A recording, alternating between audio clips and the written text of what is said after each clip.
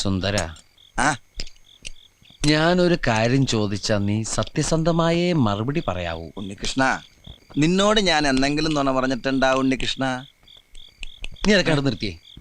എടാ, ഒരു ബാങ്ക് തൊഴിലാളിയുടെ മകളെ ഒരു ബസ് മുതലാളി കല്യാണം കഴിക്കുന്നതിനെ കുറിച്ച് എന്താണ് നിന്റെ അഭിപ്രായം?